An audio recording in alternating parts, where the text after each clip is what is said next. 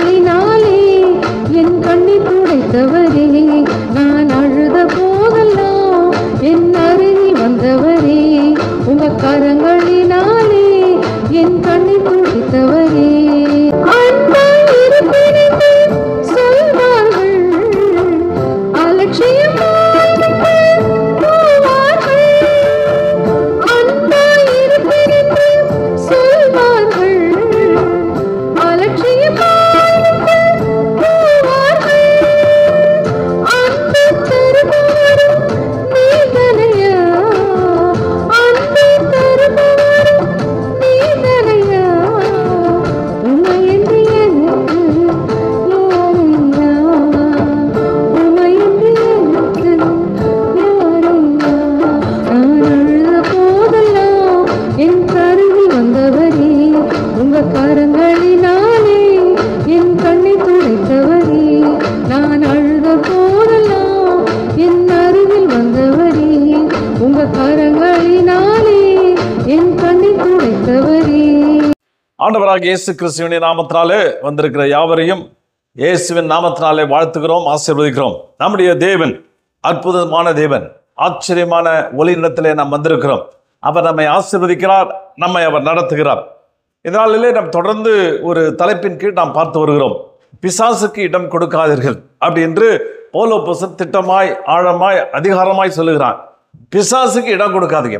பிசாசு நேராக கதவு உடைச்சிட்டு வர்றதில்லை.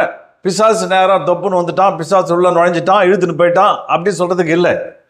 ஆண்டவர் மனுஷனை படைக்கும் பொழுது அவனுக்கு முழு தன்னிச்சையாய் படைக்கிறார், முழு அதிகாரத்தை கொடுத்து படைக்கிறார். அவன் தேவ சாயலால் படைக்கப்பட்ட மனுஷன். ஆனால் அவனுடைய அனுமதி இல்லாமல் யாரும் உள்ள நுழையவே முடியாது. இயேசு கிறிஸ்து ஆகிய தேவன் கூட உள்ள நுழைய முடியாது. ஏன்னால் நம்முடைய தேவன் நீதியின் தேவன். அவர் எல்லாவற்றிலும் ஒழுங்கு கிரமமாய் செய்கிற தேவன். ரொம்ப டீசெண்டான, நல்லா நம்ம பாஷையில் சொல்லணும்னா ரொம்ப டீசெண்டான ஆண்டவர். அவர் நம்முடைய இருதயத்தின் கதவை அப்படி தட்டுறார். மானே, நான் வரலாமா, உள்ள வரலாமா, உனக்கு விருப்பம் இருக்குதா, உன்னோடு நான் நிறைய எடுத்துகிட்டு வந்திருக்கிறேன், நல்ல பொருட்கள், நல்ல அருமையான போஜன பதார்த்தம்லாம் எடுத்துகிட்டு வந்திருக்கிறேன், நான் உட்கார்ந்து சாப்பிடுவோமா அப்படின்னு சொல்லிட்டு உத்தரவு கேட்டு, உங்கள் அனுமதி கேட்டு, உங்களுடைய காரியத்தை கேட்டு உள்ளே வருகிறார். ஆனால் சாத்தானும் கூட நமக்கு இடம் கொடுக்காமல், அவனுக்கு ஒரு சான்ஸ், அவனுக்கு ஒரு வாய்ப்பு, அவனுக்கு ஒரு ஆப்பர்ச்சுனிட்டி, அவனுக்கு ஒரு காரியங்கள் கொடுக்கலன்னா அவனாலையும் உள்ள வர முடியாது. அந்த தெளிவான அறிவு நாம் பெற்றுக்கொண்டு இருக்கும் பொழுது நாம் பிசாசு தோல்வியுற்றவனாய் நம்மிடத்திலிருந்து அவன் கடந்து போகிறான். ஆண்டவர் சொன்னாரு, இதோ உலகத்தின் அதிபதி வரான், என் இடத்துல ஒன்றும் இல்லை அப்படின்றார். எப்போ இடமே இல்லையா அவன் எடுக்கிறதுக்கு ஒரு வாய்ப்பு கிடையாது, ஒரு சந்து கிடையாது, ஒரு பொந்து கிடையாது, உள்ளே வர்றதுக்கான எந்த வழியும் கிடையாது அப்படின்னு அவர் சொல்கிறார். அதே விதமாய் அவருடைய பிள்ளைகளாக நாம் அப்படிப்பட்டவர்களாய் மாற வேண்டும் என்று விரும்புகிறார். நாம் தொடர்ந்து பிசாசை குறித்து தாங்க அதிகமாக பேசிட்டு இருக்கீங்க. ஆமாம், உங்கள் வாழ்க்கையை கெடுக்கிறதுக்கு, உங்கள் வாழ்க்கையை போராட்டத்துக்குள்ளே கொண்டு போகிறதுக்கு அவனை குறித்து தெரிந்து கொள்வது மிகுந்த அவசியம். ஒரு அருமையான ஒரு கதையை, உண்மையான ஒரு உண்மை சம்பவத்தை வாசிச்சுட்டு ரொம்ப அதிர்ந்து போனேன். ஒரு பெண்மணி என்ன செஞ்சிருக்கிறா, அவள் கடத்தெருவுக்கு போயிட்டு இப்படி ஒரு ஒற்றையடி பாதையடியாக ஒரு இடத்துக்கு போயிட்டு திரும்பி வரும்போது ஒரு சின்ன பாம்பை பார்க்குறா. அப்படி பார்த்தீங்கன்னா அது ஒரு வெள்ளை கலரில் ஒரு மாதிரி மஞ்சள் நிறத்தில் ரொம்ப அழகாக இருப்பது போல் இருக்குது. அது பார்த்தீங்கன்னா குட்டி பாம்பு. அப்புறம் தான் அவளுக்கு தெரியுது இது ஒரு மலைப்பாம்பு அப்படின்னு. ஆனால் மலைப்பாம்பில் விஷம் இருக்காதுன்னு எல்லாருக்கும் தெரியும். அந்த மலைப்பாம்பை அப்படி பார்த்த உடனே, அந்த குட்டி பாம்பை பார்த்த உடனே, ஏன் நம்ம எடுத்துகிட்டு போய் வளர்த்தா என்ன அப்படின்னு அவளுக்கு வினோதமான ஒரு ஆசை வந்துச்சு. உடனே வீட்டுக்கு எடுத்துகிட்டு போனால் அந்த பாம்பு சின்ன சின்ன பூச்சிகளை பிடிச்சி கொடுத்தா. அந்த பாம்பு சாப்பிட ஆரம்பிச்சது. அது கொஞ்சம் வளர ஆரம்பிச்சது. அவளுக்கு ரொம்ப சந்தோஷம். அது இவளை குழந்த மாதிரி இவ பக்கத்திலே வந்து படுத்துக்கிச்சு. இவ வேலையிலேருந்து திரும்பி வரும்போது சேரில் அது உட்காந்துருக்கும். இவன் சேரில் உட்காந்தோன்னே அப்படியே கழுத்து வழியாக வந்து கழுத்தில் அப்படியே படுத்துக்கும். இது மேலே அவளுக்கும் ரொம்ப பாசமாயிடுச்சு. உடனே வரும்போதெல்லாம் அந்த பாம்போட கொஞ்சம் தான் வேலை. ஆனால் இந்த மலைப்பாம்பு கொஞ்சம் கொஞ்சமாக வளர ஆரம்பிச்சது, கொஞ்சம் பெருசாக வளர ஆரம்பிச்சது. இவளுக்கு அந்த பாம்புக்கு ஏற்ற விதத்தில் கோழி ஏதோ கிடைக்கிற காரியங்களை கொண்டு வந்து கறி மற்ற காரியங்களை கொண்டு வந்து கொடுத்து அந்த பாம்பை வளர்க்க ஆரம்பித்தாள். அது நல்லா பெருசாக வளர ஆரம்பிக்குது. கொஞ்சம் ஒரு பெரிய தட்டி சைஸில் வந்துருச்சு. அந்த வளர்ந்த மலைப்பாம்புக்குரிய அந்த முதிர்ச்சியை அது பெற்றுக்கொண்டிருந்தது. ஆனாலும் இவ மேலே ரொம்ப அன்பு. அவள் வரும்போதெல்லாம் மடி மேலே வச்சு தான் அது ரொம்ப ஆறுதல் அடையும், சந்தோஷமாக இருக்கும். இவளுக்கும் அந்த பாம்பு மேலே ஒரு அளவு கடந்த பிரியம், அளவு கடந்த பாசம். அவள் அதை விரும்பினாள். அவள் அந்த பாம்பை மிகுந்த ஆசையோடு கூட வளர்த்தால் அது மேல் மிகுந்த பாசம் வைத்தது. தன்னுடைய கிடைக்கிற நேரமெல்லாம் அந்த பாம்போடு கூட செலவிட்டாள். அப்போ இது நல்லா வளர்ந்துச்சு. கிட்டத்தட்ட இவளை விட கொஞ்சம் அதிகமாகவே வளர்ந்துடுச்சு. கொஞ்சம் நாள் கழித்து சில மாதங்கள் சேர்ப்பாடு திடீர்னு அந்த பாம்பு சாப்பிட்றதை நிறுத்துச்சு. இவளுக்கு ரொம்ப கஷ்டமாக போச்சு. அவள் கொண்டு வந்து ஒருவேளை அவளுக்கு கோழி பிடிக்கலையா, ஒருவேளை மட்டன் கறி கொடுக்கலாமா அப்படின்னு சொல்லிட்டு மட்டனை கொண்டாந்து கொடுத்து பார்த்தா அது சாப்பிடலை. பலவிதமான கறிகளை முயற்சிக்கிறான், அது சாப்பிடலை. அதுக்கு பிடிச்ச உணவுலாம் சாப்பிடாம சில நாட்கள் அது நடந்துருச்சு. ஒரு நாள் இரவு பக்கத்தில் தான் படுத்துட்டு இருக்கோம். இவன் மடி மேலே இவன் மார்பில் தலையை வச்சு தூங்கிட்டு இருக்கோம். ஒரு நாள் இரவில் என்ன செஞ்சிருக்குது, அவன் மேலே ஏறி சுத்தமாக படுத்துருச்சு. மேலே ஏறி படுத்துருக்குது. ஒரு நாள் என்னடா வெயிட்டாக இருக்குது அப்படின்னு பார்த்தா காலையில் பார்க்கும்போது பாம்பு தான் மேலே படுத்துருக்குதே உணர்ந்தார். உணர்ந்த உடனே இது காரியங்கள் வித்தியாசமாக அது செய்ய ஆரம்பித்தது. அப்போ இன்னொரு நாளும் அதே மாதிரி அடுத்த நாள் இரவும் அப்படி தான் செஞ்சுருக்குது. செஞ்சோடனே சாப்பிடலை. இதுக்கு என்ன பிரச்சனைன்னு இவளுக்கும் புரியல. அங்கே இருக்கிற வெட்டரி டாக்டர்கிட்ட போயிட்டு இது பாம்பை தூக்கின்னு போயிட்டு பாம்பை கொடுத்து இதை பரிசோதிச்சு பாருங்கள், இதுக்கு ஒரு இன்டைஜஷன் ப்ராப்ளமா, வயிற்று ப்ராப்ளமா, என்ன ப்ராப்ளம் அப்படின்னு தெரியல அப்படின்னு சொல்லிட்டு கொடுத்தாங்க. இந்த டாக்டர் செக் பண்ணி பாம்பை கால்நடை மருத்துவர் இருந்தனால அந்த பாம்பை செக் பண்ணி சொன்னார், அம்மா ஒரு விஷயம் உனக்கு எச்சரிக்கை விரும்புகிறேன். இந்த பாம்பு முதிர்ச்சி அடைந்த பாம்பாக மாறி போச்சு. இதுக்கு ஒரு தனக்கு ஈக்குவலான இறையை சாப்பிடுன்னு ஆசைப்படுது. ஏன் உன் மேலே படுத்துதுன்னா அது உன்னை அளவு பார்த்துருக்குது. சாதாரணமாக மலைப்பாம்புடைய வழக்கம் என்ன பண்ணுமா, தன்னை விட நீட்டாக இருக்கிறத சாப்பிடாதான், தன்னை விட அளவு கம்மியாக இருக்கிறத அதை அட்டாக் பண்ணுமா. அது அதுதான் சுற்றி வளைச்சி அது பார்க்குமா. ஒரு அனிமலை எதையோ பிடிச்சாக்க சுற்றி வளைத்து அதோட லெங்க் அளக்குமா. அது மலைப்பாம்புடைய காரியம். அவர் சொன்னார், ரொம்ப எச்சரிக்கையாயிருமா, உன் மேலே அளவு பார்க்குது, உன்னை முழுகிறதுக்கான அது முயற்சி அது எடுத்துகிட்டு இருக்குது. அளவு பார்த்து பிற்பாடு அட்டாக் பண்ணோம், கவனமாயிரும். இவளுக்கு அதை பற்றி கவலை கிடையாது. இவர் என்ன, அந்த டாக்டர் என்ன தெரியும், என் பாம்பை பற்றி எனக்கு தானே தெரியும், நான் வளர்த்தேன், அதுக்கு நான் நல்ல உணவுகளை கொடுத்து வளர்ந்து என் மேலே எவ்வளோ பாசமாக இருக்குது, எவ்வளோ விருப்பமாக இருக்குதுன்னு எனக்கு தானே தெரியும் அப்படின்னு சொல்லிட்டு அவள் அதை கவனிக்காமல் விட்டுட்டா. ஒரு நாள் இரவு என்ன செஞ்சது, கொஞ்சம் கொஞ்சமாக அளவு பார்த்து அந்த பாம்பு தன்னுடைய புத்தியை காமிக்க ஆரம்பித்தது. அதனுடைய சுபாவம், பாம்புடைய சுபாவம், அந்த சுபாவத்தை அது காண்பிக்க திடீரென்று கழுத்து நெருக்கி உடலெல்லாம் சுற்றி கொண்டது. சுற்றி கொண்ட உடனே நல்ல இரவு நேரம் அவளை கழுகிறாள், கதறுகிறாள். காப்பாற்ற ஒருவரும் இல்லை, ஒருத்தரும் இல்லை. மிகுந்த போராடுகிறாள், முடிவே இல்லை. கடைசியில் அவளை கொஞ்சம் கொஞ்சமாக இறுக்கி அவளை சாகடித்து முழுங்க ஆரம்பித்து பாதியில் அதால் முழுங்க முடியல, அப்படியே விட்டுடுச்சு. அவள் மரித்து போனாள். காலையில் கதவு திறக்கப்படலை, மற்றவங்களாம் வீடு திறக்கப்பட பார்த்தா பாம்பு பாதி விழுங்க நிலைமையிலே அந்த பெண்மணி மரித்து போய்விட்டார். அப்புறம் அந்த பாம்பு அடித்து வெளியில் போட்டுட்டு அப்புறம் இதான் நடந்த காரியம். இதே தான் சாத்தான் செய்கிறார். என் அருமையான தேவச்சனமே, இதை கேட்டுக்கொண்டிருக்கிற அருமையான பிள்ளைகளை, பாம்பு சாத்தான் பிசாசு இப்படி தான் இருக்கிறான். அவன் உங்களை அன்பாக நேசிக்கிறது போல வருகிறான், உங்கள் மேலே ரொம்ப அன்பு வைக்கிறது போல வருகிறான். நீங்கள் அதை வளர்க்கிறீர்கள், அதை ஆசையாக வளர்க்கிறீர்கள், அதை அழகாக ஒரு இடத்துக்கு கொண்டு போய் விடணும்னு பார்க்குறீங்க.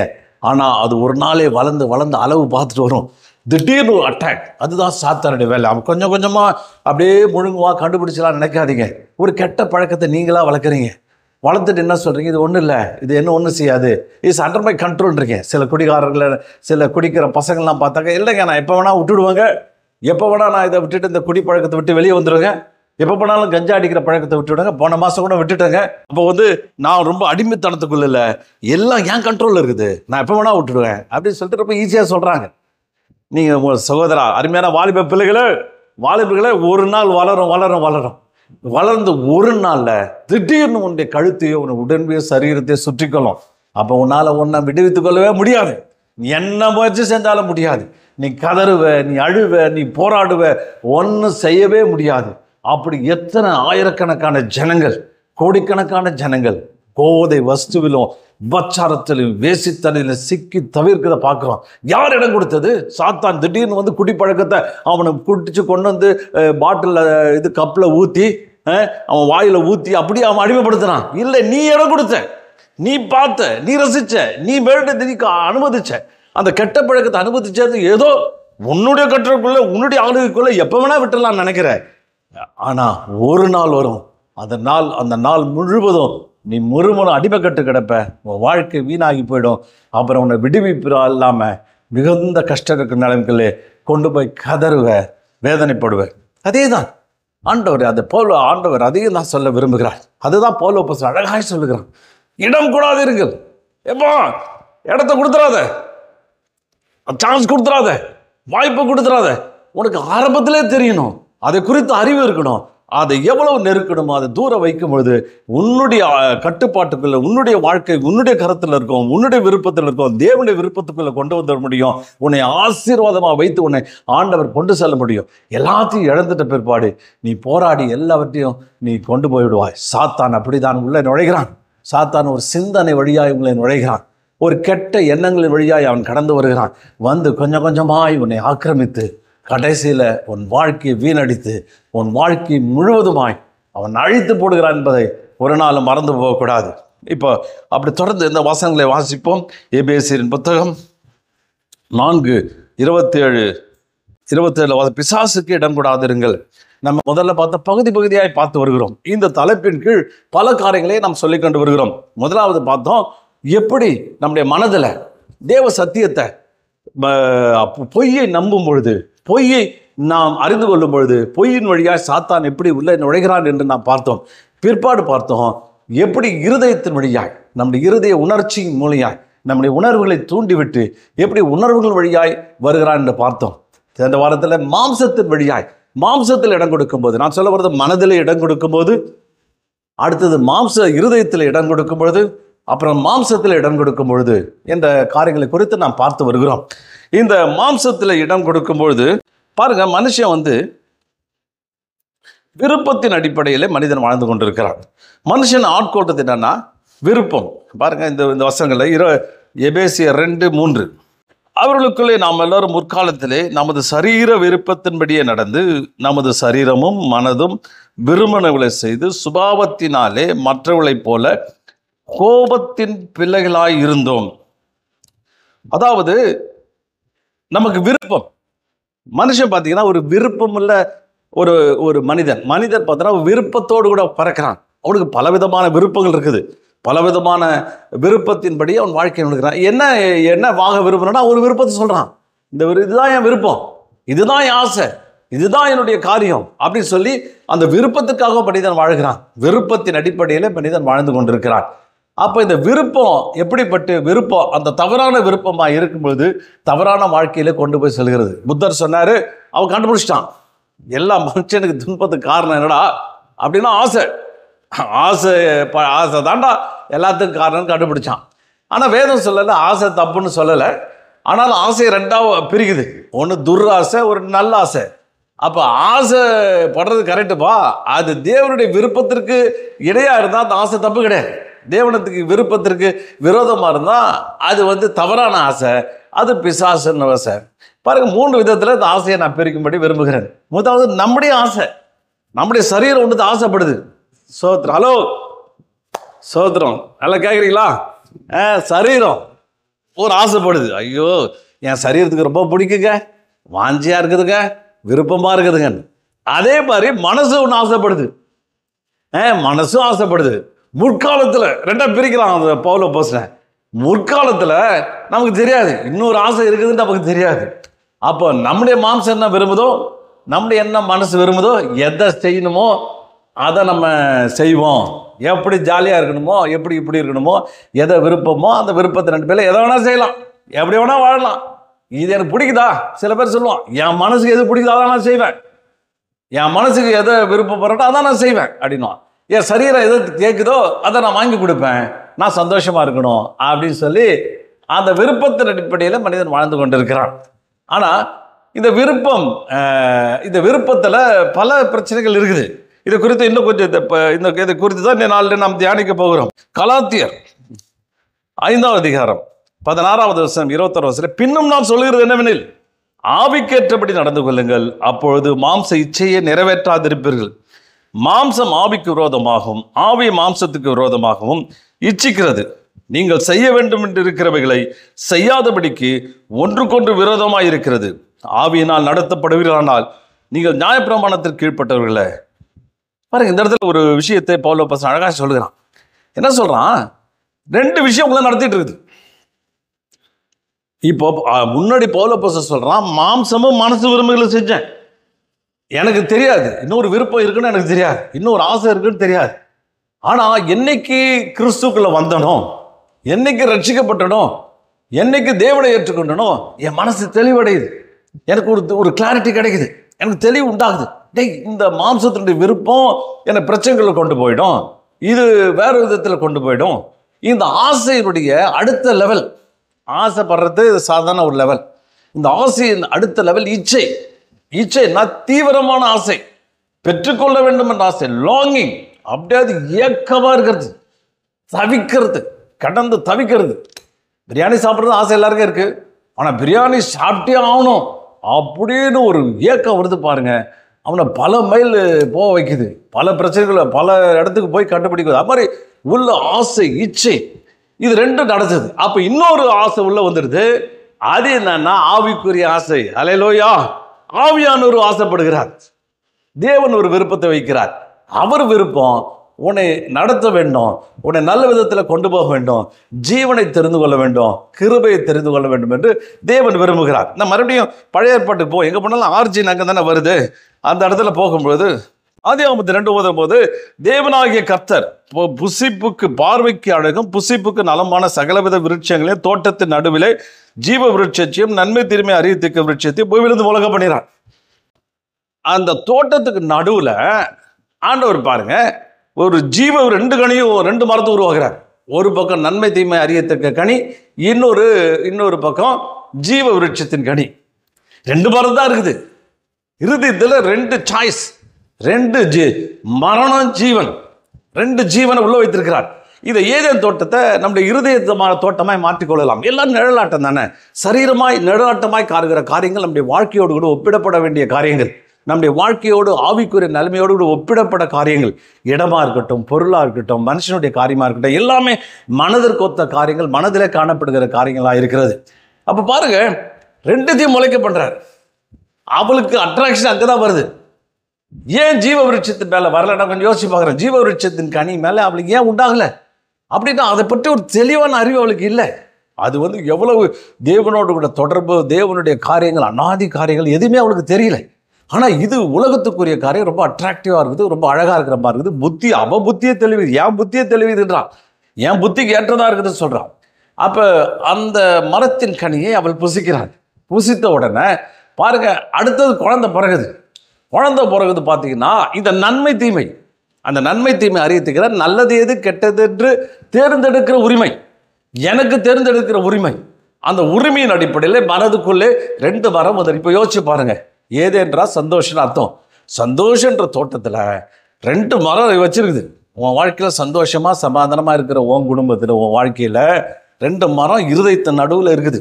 ஒரு மரம் ஜீவ விருட்சத்தின், ஏன்னா கிறிஸ்துவை ஏற்றுக்கொண்டதுனால பழைய நிலைமைக்கு போயிட்டீங்க, இயேசு ஏற்றுக்கொண்டதுனால உங்களுடைய கண்கள் திறக்கப்பட்டிருக்குது. இப்போ 2 மரம் வச்சிருக்குது. ஒன்று ஜீவ விருட்சத்தின் மரம், இது மரம். இந்த 2த்தையும் சூஸ் பண்ணுற உரிமையை உனக்கு அவர் வச்சிருக்கிறார். பாருங்க, இந்த குழந்தை பிறகுதுன்னு பார்த்தா 2ஆக பிரியுது. ஏன் 2 குழந்தை பிறந்தது? காயின், ஆபேல். காயின் பார்த்தீங்கன்னா அவன் பார்த்தீங்கன்னா அவனுடைய காரியங்கள் வித்தியாசமாக இருக்குது, ஆபேலுடைய காரியங்கள் வித்தியாசமாக இருக்குது. ஏன்னா அவன் நன்மை தீமையை, நன்மையை புசிக்கும்படி விருப்பம் கொண்ட ஒரு மனிதனாக எடுத்துக்கொள்ளலாம். அவன் நல்லதை தான் செய்யணும். தேவனுக்கு இது பிடிக்கல, தேவனுக்கு இது விருப்பம், தேவன் இதை விரும்புகிறார். அவனை கூட்டு டே ஒரு கொழுத்த ஆட்டுக்கடாவை கொண்டு வந்து அடிச்சு எனக்கு கூடுறான்னு அவனை கேட்கல. ஆனால் அவனுக்கு தெரியுது, எனக்கு மறுபடியும் இந்த தேவனோடு கூட உறவு வேணும். ஏன்னா நியாயப்பிரமாண காலத்தில் மோசே மூலமா எப்படி இந்த ஆட்டுக்கடாவை கொடுக்க வேண்டும் என்ற ஒரு உன்னதமான காரியங்களை அழகாய் அவர் வர்ணிக்கிறார். பலி செலுத்த வேண்டும், பலி செலுத்து தேவனோடு கூட மறுபடியும் ஒப்புரவாக வேண்டும், தேவன் வீட்டின் தலைவராக இருக்க வேண்டும் அப்படின்ற விருப்பத்தை அங்கே கொண்டு வந்து அவருடைய விருப்பத்தை அங்கே தெரிவிக்கிறார். பாருங்க, அதே விருப்பத்தை இப்போ அவனுக்கு சொல்ல, ஏன்னா அவன் நன்மையை அறிந்து கொள்ள வேண்டும். நல்லது நன்மைன்னா தேவனோடு கூட ஒப்புரவாக வேண்டிய நன்மை, தேவனோடு சேர்ந்து கொள்ள வேண்டும், தேவன் என்னுடைய தலைவராக இருக்க விருப்பம் தான் அந்த நன்மை. அந்த நன்மையை அவன் தெரிந்து கொள்கிறான். ஒரு ஆட்டுக்கடாவை கொண்டு வந்து அடிச்சு, அப்பா தேவன் என்னை சேர்த்துக்கணும், ஆதாம் விட்டு போன நிலைமையை, எங்கள் அப்பா விட்டு போன நிலைமையை நான் பெற்றுக்கொள்ளணும் அப்படின்னு நான் வாஞ்சிக்கிறேன். அந்த காயனை பாருங்க, ஆண்டவர் அவனை கேட்குறாரு, ஏன்டா எரிச்சல் உண்டானதை பாருங்க. ஆதியாகமம் 4:6 காயனை நோக்கி, உனக்கு ஏன் எரிச்சல் உண்டாயிற்று? உன் முகநாடி ஏன் வேறுபட்டது? நீ நன்மை செய்தால் மேன்மையிலையும், நீ நன்மை செய்தால் பாவம் வாசப்படியில் படுத்திருக்கும். அவன் ஆசை உன்னை பற்றி இருக்கும், நீ அவனை ஆண்டு கொள்வாய் என்றார்.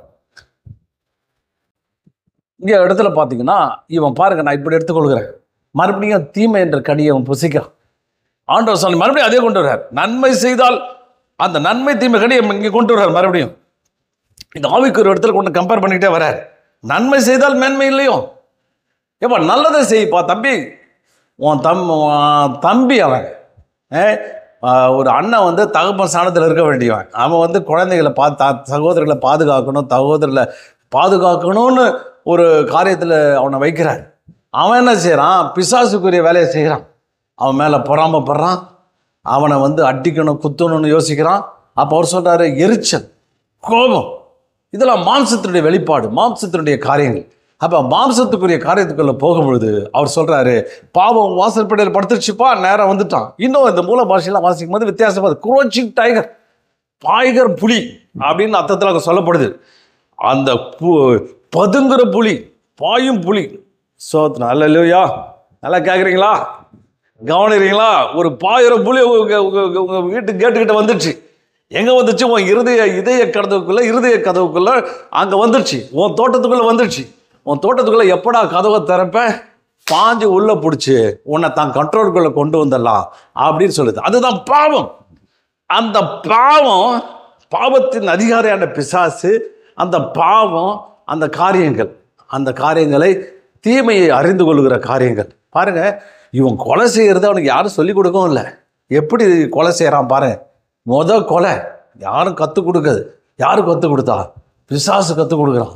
ஒரு கூரான கல்லை எடுத்து எந்த இடத்துல அடித்தா ஆள் சாவான், எங்கே போனால் உயிர் போகும், எப்படி அழிக்கலாம் என்ற காரியத்தை அவன் கற்றுதான் இருக்கிறான். உள்ளே போய் அவனை அடித்து அவனை சொந்த சகோதரனை வீழ்த்துகிறான். பாருங்கள், 2 பேர், காயின் ஆபேல். ஒருத்தன் நன்மையை தெரிந்து கொண்டான், இன்னொருத்தன் தீமையை தெரிந்து கொண்டான். என்ன, இதே தான் நம்ம வாழ்க்கையில் இருதயத்தின் நடுவில் 2 இருக்குது. நீ தீமையை தெரிந்துக்கிட்டா பிசாசுக்கு இடம் கொடுக்குற. இச்சை என்பது என்ன? விலக்கப்பட்ட காரியம், ஃபார்பிடன் ட்ரீ, விலக்கப்பட்ட கனி, ஃபார்பிடன் ஃப்ரூட். விலக்கப்பட்ட கனியை சாப்பிட்டா அந்த விலக்கப்பட்ட பிசாசு உனக்குள்ளே அவன் வருகிறான். உன்னை அவன் என்ன செய்கிறான்?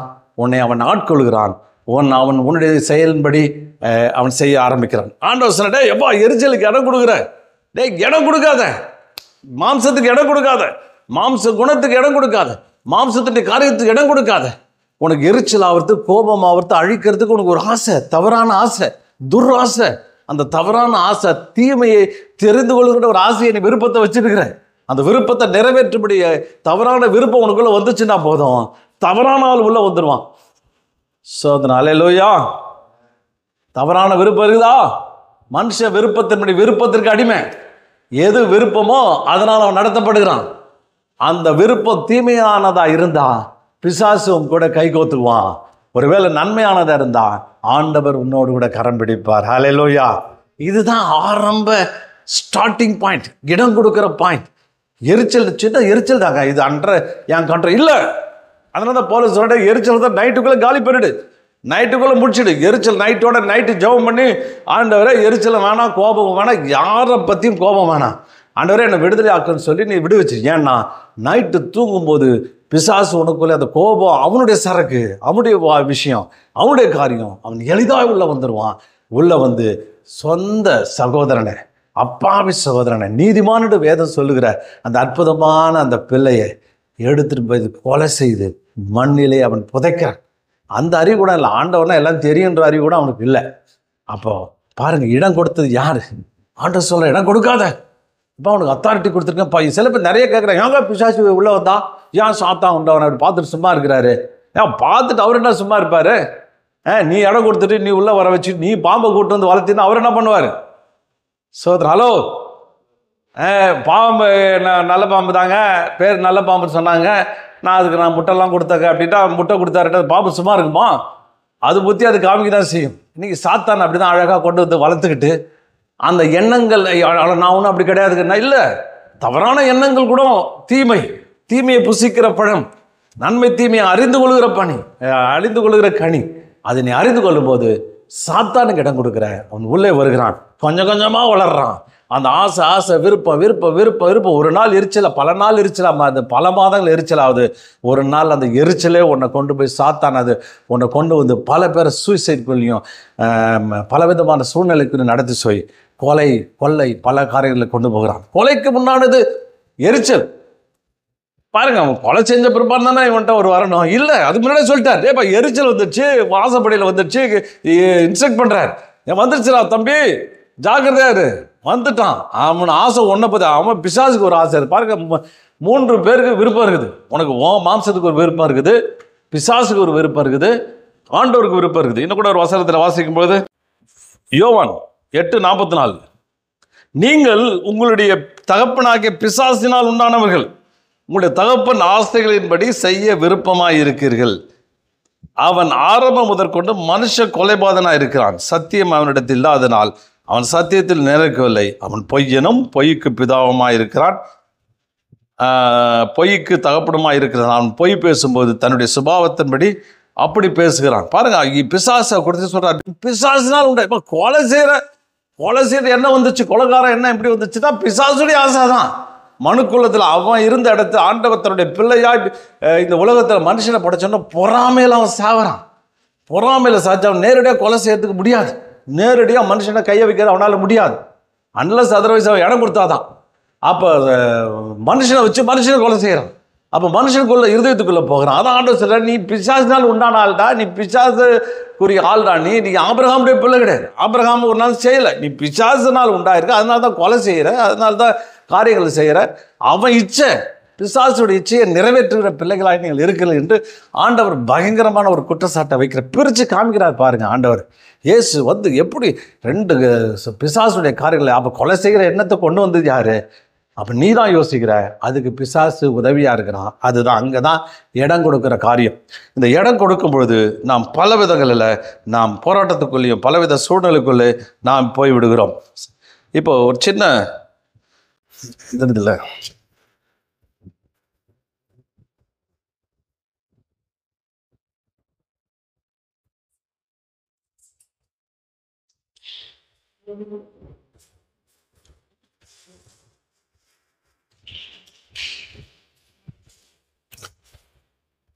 இது பார்த்தீங்கன்னா மாம்சம், வேதத்தில் சொன்ன மாதிரி மாம்சம். இது நம்முடைய சரீரம் இல்லை, மனதில் காணப்படுகிற அந்த மாமிச குணம். இந்த மாமிச குணத்தை நம்ம 2ஆக பிரித்தோம். ஒன்று வந்து கார்னல் நேச்சர். மனுஷனுக்கு 2 நேச்சர் இருக்குது, Cornell nature, Cornell nature, Cornell nature. அப்போ கார்னல் நேச்சர்னா மிருக குணம். சோத்திரம். மாம்சம்னா என்ன? வேதத்தில் சொல் மாம்சனை பிரிச்சு, மாம்சம்னா கண்டு, இந்த மாம்சம் இல்லை. சில பேர் இந்த மாம்சம் நினச்சின்னு போட்டு அடிச்சுன்னு ஒருத்தர் சொன்னார், நான் வந்து இந்த மாம்சத்தை வெறுக்க சொன்னார், அதனால தான் நான் போய் கண்ணாடி பண்ணி நானே 2 அறை விட்டுக்கிறேன், தலையை போய் செவுத்தில் அடிச்சுக்கிறேன் அப்படின்னார். எப்போ அந்த மாம்சத்தில் அவர் சொல்லலை. இது நம்முடைய தேவன், இது நமக்கு ஆண்டவர் கொடுத்துற அருமையான டூல், ஆயுதம். இதை எடுத்து தான் நம்ம எல்லா காரியங்களும் செய்ய முடியும். சுவர் இருந்தால் தான் சித்திரம் எழுத முடியும். இந்த மாம்சம் இல்லை. இந்த மாம்சத்துக்குள்ள ஒரு மாம்சம் இருக்குது பாருங்க, ஒரு காரியம் இருக்குது பாருங்க. பார்த்த கார்னல் நேச்சர்னா மிருக குணம். இப்போ உலகத்தில் பார்த்தீங்கன்னா மிருகம் பார்த்தீங்கன்னா சிங்கத்துக்கு ஒரு குணம் இருக்குது, அது ஒரு ஆளை கட்டிச்சு அப்படியே துப்பி போட்டணும். அதே மாதிரி நாய்க்கு ஒரு நேச்சர் இருக்குது, அது ஒரு வேலை செய்யும். பாம்புக்கு ஒரு நேச்சர் இருக்குது, அது நேச்சர் இருக்குது. எல்லாம் அதுக்கு ஒரு சுபாவம் இருக்குது. ஆனால் மனுஷனுக்கு பார்த்தீங்கன்னா எல்லா சுபாவமும் உள்ளே இருக்குது. சோத்திரம். நல்லா கேளுங்க, உங்கள்கிட்டையும் இருக்குது. ஏங்க 40 வயசுலாம் நாய் குணன்றாங்க, ஏன் உள்ள வந்துடுது, வல்லு வல்லு வல்லு வல்லுன்னு கத்திட்டு இருக்குது, சும்மாவே கத்திட்டு இருக்குது. காரணம் என்ன? குணம் வந்துச்சு. என்ன நாய் குணம் உள்ள வந்துடுது. அதே மாதிரி சிங்க குணம், அடிச்சு கோபம் வந்தால் அடிச்சு மூஞ்சிலாம் உடைச்சி போடுறது, பீறி போடுறது. சிங்கம் உள்ள இருக்குது. பாம்பு விஷம், ஒரு கொத்துனா போதும். அதாவது யார் இது ராஜநகர் தான் 18 பேர், ஒரு கொத்தில் 18 பேரை சாகடிக்குமா. ஆனால் இவன் கொத்துறான்னா கிட்டத்தட்ட 1,80,000 பேர் செத்துருவான். அவ்வளவு பாய்சன், நாக்கு கடியில் விஷம் நிறைந்தான் பொல்லாதுன்றாரு யாக்கோபு. ஏன்பா இருக்கத்திலே பொல்லாது உன் நாக்கு தான்யா, காட்டே கொளுத்திரும். ரொம்ப காட்டே கோல்துப்பா. நீங்கள் சண்டையில் நாட்டுக்கு நாடு சண்டை ஏன் வருது? சண்டை வருது பாருங்கள். எல்லாம் நாக்கு தான். இங்கே போடுறா பாம்புன்றான், அங்கே போடுறா பாம்புன்றான். இவன் சொல்லலாம், டே அங்கே வச்சா 1000 பேர் தானே சார், இங்கே போய்டா 50,000 பேர் சார். அவன் சொல்லலாம், டே அதை விட பவர்ஃபுல் பாம்பு இருக்குது, 1,00,000 பேர் சாவலான்னு. எல்லாம் நாக்கு தான். பாய்சன் போட்டு எங்கே பாம்பு போட நாக்கால் பேசி பேசி பேசி எந்த இடத்துல எதை செய்யலாம், யாரை அழிக்கலாம், யாரை இது பண்ணலாம். பாருங்கள், ஜாதிக்கு விரோதம் ஜாதி எழும்புது. எப்பா பாரு, இவனை பிடிச்சி அவனை அடித்து நாட்டை விட்டு துரத்தணும், இவனை நாட்டை விட்டு துரத்தணும். அப்போ பாருங்கள், பாம்பு விஷம் நிறைஞ்ச ஒரு உலகத்தில் பாய்சன் நிறைஞ்சு பாருங்கள். மிருகம் பாம்பு நேச்சர் உள்ளே இருக்குது, நாய் குணம் இருக்குது, பேய் குணம் இருக்குது. இருக்கிற அத்தனை மிருகத்தோடைய குணம்லாம் உள்ளதான் இருக்குது. அத்தனை மிருகம் உள்ளதான் இருக்குது. உலகத்தில் இருக்க அத்தனை நேச்சரும் அத்தனை சுபாவமும் உள்ளே வருது. இதுதான் மாம்ச குணம். ஒருத்தர் ஒரு பையன் எனக்கு ஃபோன் பண்ணுறாப்புல, இப்போ தான் பாதி வந்துருக்கு.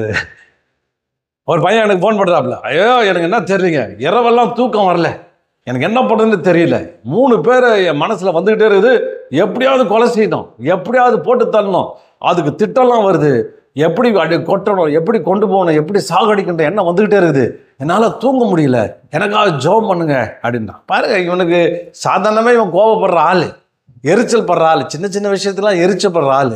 இப்போ எரிச்சல் பட்டு பட்டு அந்த பாம்பை வளர்த்து விட்டான். இப்போ பாம்புக்கு சொந்தக்கார உள்ளே வந்து உட்காந்துருக்குது, சொல்லுது, போ எழுந்துரு, போய் கொலை செய், யார் யார் எதிர்த்து போதும் எல்லாரும் வெட்டி போடு அப்படின்னு அவன் அந்த அந்த கொடுமையான கொலைகார எண்ணத்துக்குள்ள அவன் பிடிபட்டு படாத பாடுபட்டு கொண்டிருக்கிறான். இதுதான் மிருக குணம். இதுதான் இந்த மிருக குணம்.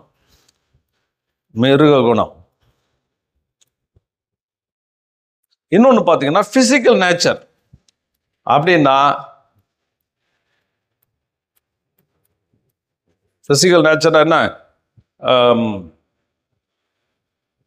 மாம்ச குணம், அதாவது மனுஷனுக்கு இருக்கிற நேச்சர், இயற்கை குணம். கரெக்டு. இயற்கை குணம் என்ன? இயற்கை குணம். இந்த சாக்ஸ் என்ற அந்த பதம் எபிரேய பதம், இது கிரேக்க பதத்துக்கு இவ்வளவு அர்த்தம் போடுறது. ஃபிசிக்கல் நேச்சர்னா சாதாரண பார்த்தீங்கன்னா ஒரு பொருள் இருக்குது. ஃபிசிக்கல் நேச்சர் என்ன அப்படின்னு சொன்னாக்க, ஒரு பொருளை வந்து வெயிட் வச்சு அழுத்தி பார்ப்பாங்க, இது வந்து இவ்வளோ வெயிட்டு தாங்கும், இது தண்ணியில் கரைச்சா கரையும், மழையில் கரைஞ்சா கரையும். உப்புடைய ஃபிசிக்கல் நேச்சர் என்ன? மழை தண்ணி பட்டால் அது கரைஞ்சி போயிடும், அப்புறம் அது தண்ணியில் கரைச்சா கரைஞ்சிரும், கரையிற குணம்.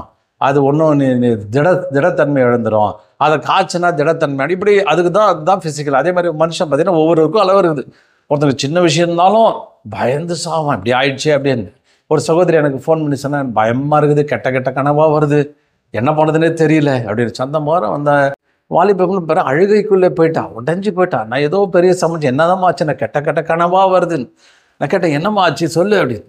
இல்லை, நைட்டு கனவுல வந்து ரொம்ப மோசமான கனவு. சொல்ல என்னதான் அப்படின்னு. 2 காக்கா செத்து போகிற மாதிரி கனவு கேட்டுதாங்க. என்ன இது, காக்கா செத்து போச்சுன்னா என்ன?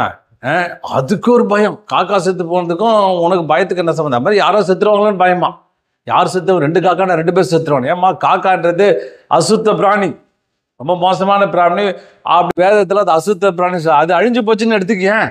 ஏதோ தெளிவில் எதுக்கு பயப்படனே தெரியாது. சின்ன விஷயம், சின்னதாக ஒருத்தர் மறைச்சிட கூடாது, பயந்துடப்படும். அந்த பயத்தின் அளவு பார்த்தீங்கன்னா ஒவ்வொருத்தருக்கும் அது மாறுபடும்.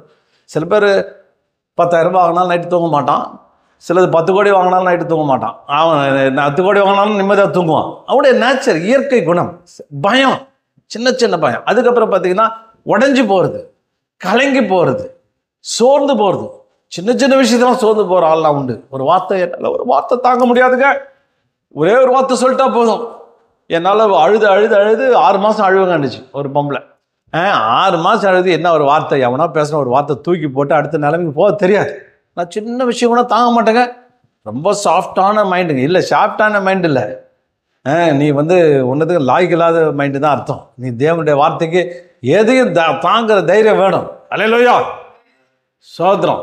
ஆண்டவர் அப்படி தான் எதிர்பார்க்குறார். இது மாம்ச குணம், புரிஞ்சுக்கணும். இது மாம்சத்தில் இருக்கிற வந்து எங்கள் அம்மாவும் உங்கள் அந்த குணம் அப்படியே வருது. இயற்கை குணம் அவமானம். இந்த ஆதாம் எல்லாம் அங்கே தான் போக வேண்டியதாக இருக்குது. ஸ்டார்டிங் பாயிண்ட் அங்கே தான். ஆதாம் சொல்கிறான், பயப்படுறேன், பயந்து கொண்டு நான் ஒளிஞ்சுக்கிட்டு இருந்தேன். பயம், ஒளிஞ்சிக்கிட்டான், போய் மறைஞ்சிக்கிறது. சின்ன பிரச்சனையை எதிர்க்கிற சக்தி கிடையாது, போய் ஒளிஞ்சிக்கிறது, ரொம்ப இது பண்ணிடுறது, பயந்து போயிடுறது. அப்போ அந்த மாதிரி பயம், சோர்வு, அவமானம், நிந்தை, கலக்கம், வேதனைக்குள்ளே போகிறது, இப்படி பலவிதமான குணங்கள், இயற்கை குணங்கள், இதெல்லாம் மாம்ச குணம்.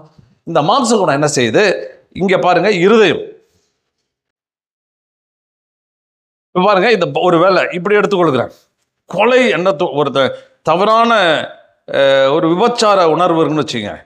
அவன் அந்த விபச்சார உணவுக்கு ஒரு வேளை இருதயத்தில் இடம் இருந்துச்சான்னா பிசாசு, அசுத்தாவி, நீங்க எழுதுறேன்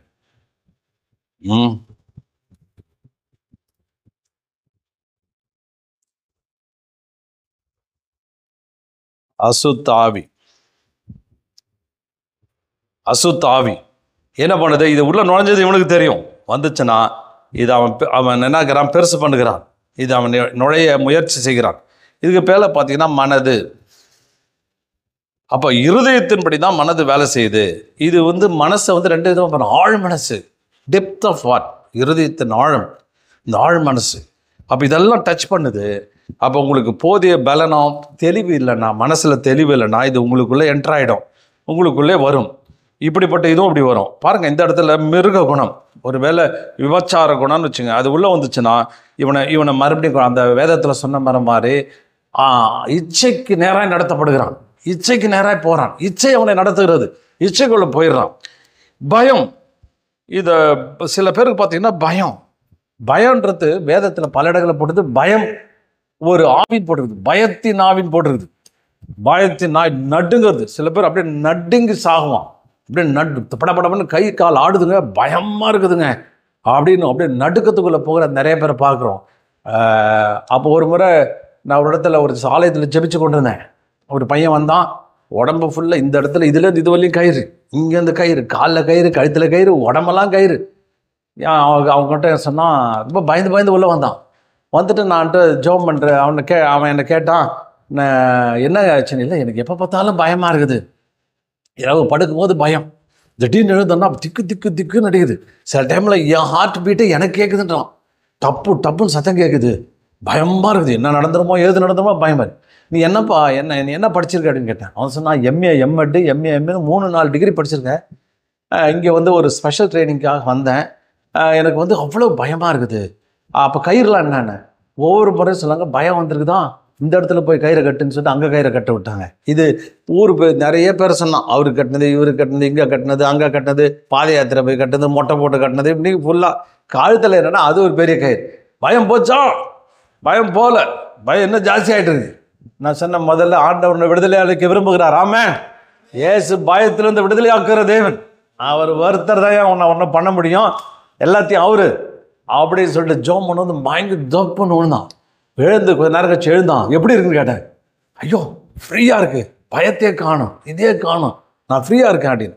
தொடர்ந்து அவன் வழி இடத்துல ஞானஸ்தானம் பெற்றுக்கொண்டு நல்ல ஒரு பெரிய இடத்துல அவன் வேலைக்கு சேர்ந்து நல்ல நிலைமையில் அவன் இருக்கிறான். என்ன அருமையான இதுதான் இந்த நேச்சுரல் பிசாசு. நீ பயமா, சோர்வா, சில பேர் துக்கம், அம்மா என்னமோ தப்பு செஞ்ச மாதிரியே ஒரு துக்கம், குற்ற உணர்வு, பல விதமான இயற்கை குணங்களை வழியாய் பிசாசு வேலை செய்கிறான். நீங்கள் இடம் கொடுத்தீங்கன்னா அதில் அவன் வேலை செய்ய ஆரம்பிச்சிருவான், உங்களை அவன் ஆட்கொள்வான். சரி, இந்த சத்தியம் இந்த பாருங்க இருதயத்துக்குள்ள உள்ள நுழையுது.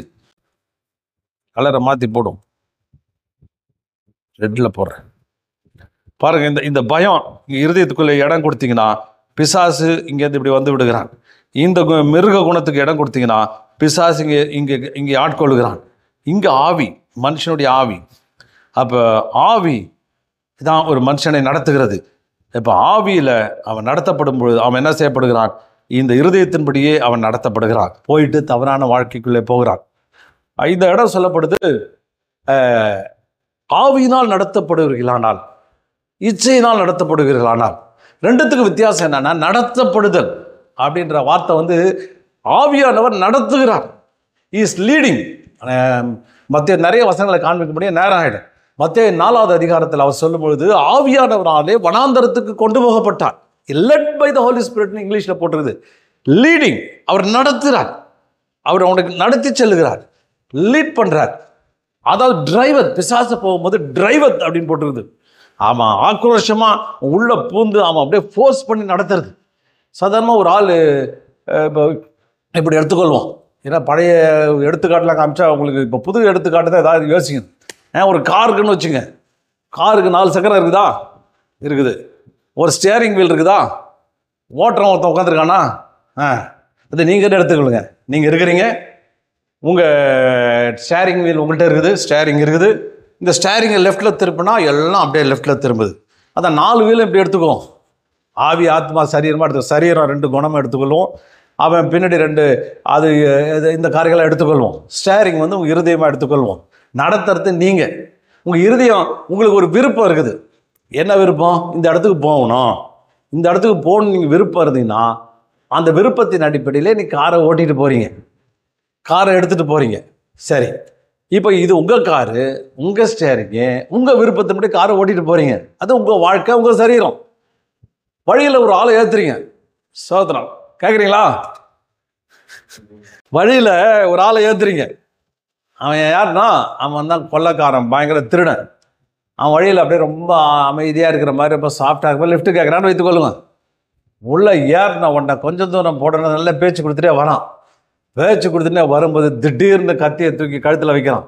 தாய், காரை எப்படி நவுத்து, இந்த பக்கம் அனுப்பு, இந்த பக்கம் போ, அந்த பக்கம் போ அப்படின்னு பண்ணுறான் பாருங்க. அதுதான் அசுத்தாவின் இடம் கொடுத்தது யாரு? ஏமாந்தது யாரு? உள்ளே கொண்டு வந்தது யாரு? பேச்சு கொடுத்தது எல்லாம் நீங்கள். அவன் திடீர்னு குணம் மாறுது.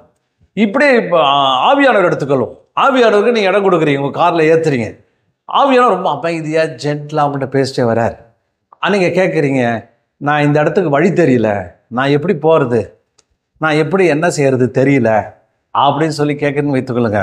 ஆவியானவர்களை டீச் பண்ணுறார். மகனே இப்படி லெஃப்ட்டில் போ, ரைட்டில் போ. இல்லை நான் ரைட்டில் தான் போனால் உன்னை ஃபோர்ஸ் பண்ண மாட்டார். கழுத்தை பிடிச்சி உன்னை இழுத்துன்னு வரமாட்டார். இப்படி தான் செய்யணும்னு சொல்லிட்டு கத்திய வைக்க மாட்டார். ஏன்னா அவர் அன்பின் தேவன். ஆமென். வசனம் சொல்லுது, அன்பின் குமாரனுடைய ராஜ்யம், நம்முடைய தேவனுடைய ராஜ்யம் அன்பின் ராஜ்யம். ஆமென். முழுக்க அன்பு. மகனே மகளே இப்படி போமா, இப்படி நடத்துமா, இந்த பக்கம் போமான். இப்போ நீங்கள் ஜிபிஎஸ்சில் கூட பார்த்தீங்கன்னா அதில் ஒரு இது இருக்குது. லொக்கேஷன் போட்டிங்கன்னா கரெக்டாக போவோம். சமயத்தில் நம்ம கேர்லெஸ்ஸாக என்ன பண்ணுறோம், பேசிட்டு லெஃப்ட் போயிட்டாலும் திருப்பி லொக்கேஷனை காமிச்சு டெஸ்டினேஷன் காமிக்கும், திருப்பி அங்கே போகிற இடத்துக்கு காமிக்கும். வேறு எங்கே போனாலும் அங்கேருந்து சுற்றி நேராக எங்கே போகணுன்னு காமிக்கும். அதுபோல் நம்ம வழி தவறினாலும் கரெக்டாக அதை போட்டு படம் போட்டு காமிப்பார், இது இடத்த காமிப்பார். போகிறது போகாது உங்களுடைய விருப்பம். அப்போ நீங்கள் போகிற ஆட்களாக இருப்பீங்க. விருப்பத்தோடு கூட விருப்பத்தின் அடிப்படையில் நாம் அதை செல்கிறோம். இயேசு பல இடங்களில் சொல்கிறாரு, நான் இந்த உலகத்துக்குள்ளே ஏன் வந்தேன்னா பிதாவுடைய விருப்பத்தை நிறைவேற்றும்படி வந்தேன். யோவான் 4:34 இயேசு அவர்களை பார்த்து, நான் என்னை அனுப்பியருடைய விருப்பத்தின்படி செய்து அவருடைய செயல்களை முடிப்பதே என்னுடைய உணவாக இருக்கிறது. சோறே அதான் அப்படின்றார். சாப்பாடு தான். சாப்பாடு பார்த்து 3 வேளை சாப்பிட்ணும். சாப்பாட்டை குறித்து சில பேர் பேச ஆரம்பித்தா பேசிக்கிட்டே இருப்பாங்க மணிக்கணக்கில். எனக்கு அது பிடிக்கும், இது பிடிக்கும், அப்படி பிடிக்கும், அது வறுத்து வச்சா பிடிக்கும், அவங்க நெளிச்சு வச்சு இப்படி. ரைட், நல்லது தான், நீங்கள் சாப்பிடுங்க. ஆண்டவர் அந்த இதெல்லாம் டேஸ்ட்லாம் வச்சுருக்கிறாரு, அது தவறு கிடையாது. ஆனால் என் சாப்பாடு அதான் கர்த்தர் என்ன அனுப்பியிருக்கிறார். ஒரு விருப்பத்தை, அவருடைய விருப்பத்தை நிறைவேற்றும்படி நான் இறங்கி வந்திருக்கிறேன். அவருடைய விருப்பத்தை நிறைவேற்றுவது என்னுடைய சாப்பாடே அதான், என் உணவே அதான், என்னுடைய போஜனமே அதான். அதுக்காக தான் நான் இருக்கிறேன் அப்படின்னு நாங்கள் சொல்லுகிறார். அப்போது எபேசியரில் வாசிக்கும் போது, நீங்கள் அறிவில்லாதவர்களாக இல்லாமல் கர்த்தருடைய விருப்பம் இன்னதென்று உணர்ந்து கொள்ளுங்கள்.